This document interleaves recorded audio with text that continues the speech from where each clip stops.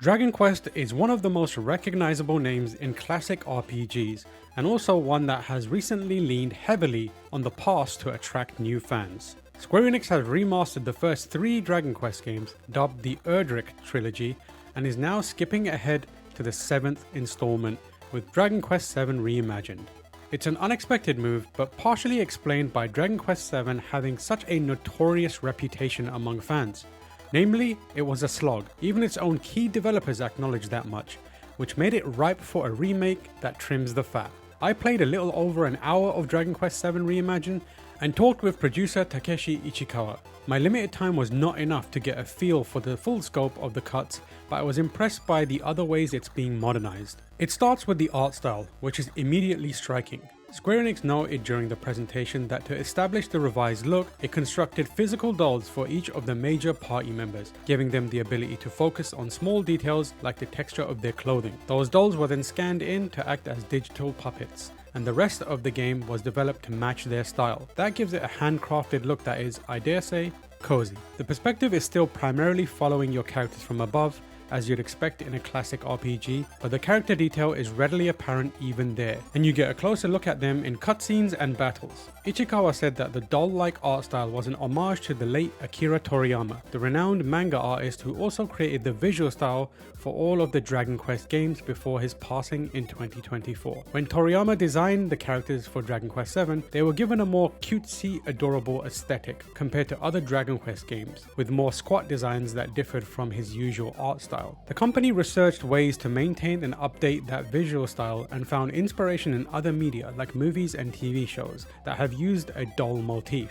That inspired the creation of physical dolls to define the look, which he says helped create realistic fabrics and textures that influence the overall style. Despite the cozy appearance though, the story of Dragon Quest VII is remarkably dark for the series. As Ichikawa said, that contrast was one major motivation in remaking the game for modern audiences. The overall goal, or what inspired the creation of this remake, was we really wanted to tap into the unique and dark world in the storytelling of Dragon Quest VII and these adorable characters, Ichikawa said. We really wanted to bring it back to the modern audiences. I played just one story mission and it was as dark as I had been led to expect. The party began in the small seaside town of Wetlock, where the people are enamored of an old travelling busker. After being prompted to sleep at an inn, you're awoken to find the town has been emptied, lured into a portal by the busker for some unknown purpose. Something sinister seems afoot, so you follow them into the portal and confront him, only to discover the old man was actually attempting to save the townspeople from disaster. An evil creature named Grakos was planning to flood the continent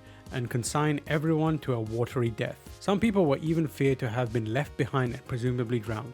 The busker, Old Man Riffer, was actually a hero trying to atone for his own past mistakes by saving the town. You then venture into the sunken lair to confront the monster. The dark subject matter is somewhat softened by the cute art style and voice performances, so it never felt too scary or intense for kids to enjoy. The voices, especially, are played with the melodrama of living cartoons, so it all works thematically with the art style. Inside the dungeon, I was able to battle through hordes of monsters familiar from other Dragon Quest titles, but given a new figurine-like look.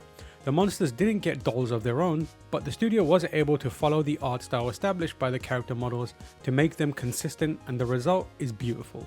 The maze-like dungeon was a delightful way to engage with the monsters too, as I could see them roaming around and carefully sneak around them or look for safe paths if needed. Within the battle interface, you have a similar behind-the-back perspective to traditional Dragon Quest titles, but pulled in close enough and with some cinematic movements to really let you soak in the lovely art style. Battles are traditional and turn-based, but they've been given a slight twist with revisions to the vocation system. Instead of your primary vocation defining your skills, Dragon Quest VII Reimagined introduces a moonlighting system that lets you set a secondary vocation. I was able to experiment with the secondary jobs by either augmenting my party's natural talents or filling in the gaps, and while my brief demo didn't allow me to see the full breadth of experimentation, it was enough to see how this will have a major impact on strategizing your party composition. It's going to be a bit easier to start for the players, but we also reworked the entire balance of the battles too, Ichikawa said. The battles are reworked based on the assumption that the moonlighting system is going to be implemented, so it's not going to be too easy for our players. it is going to be a challenging experience for them. The team does feel that the battle and the vocation system overall has balanced up very appropriately. The ultimate confrontation against the fiendish monster Grakos was an appropriate challenge to end the dungeon, forcing me to balance my healing, skills and special abilities, and search for opportunities for synergies. It was a satisfying culmination to the fights, even thrown in with a party I hadn't developed myself.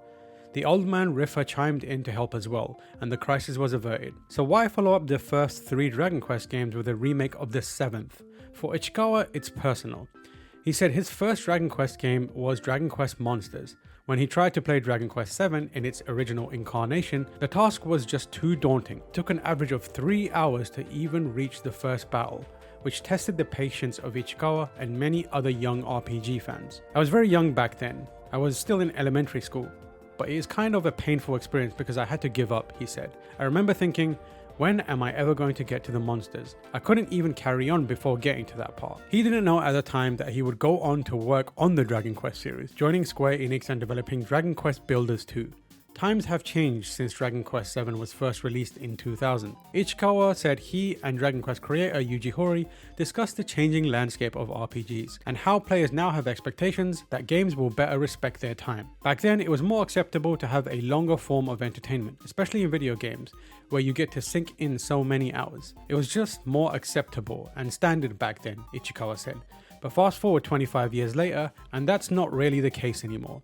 There's a lot of video games out there. There's a lot of forms of media and entertainment out there. So naturally, people just have an upper limit about how much time they can put into one single form of media or entertainment. So that was the initial discussions that I had with Horii-san. So that was why we wanted to streamline some of the elements and the game to ensure that we are able to grow a smoother gaming experience for Dragon Quest VII. Dragon Quest VII Reimagined appears to be a different kind of remake than Square Enix's recent other output. It isn't a HD 2D makeover like the other Dragon Quest remasters, which have been mostly careful to keep the original mechanics intact, or a full reboot like the Final Fantasy VII trilogy. Instead, this appears to be reimagined in a true sense, by borrowing the core concepts and philosophies that drove the original game and modernizing them for today. It's being reverent but not overly precious, which just might be the right approach for a lauded but divisive part of the Dragon Quest history.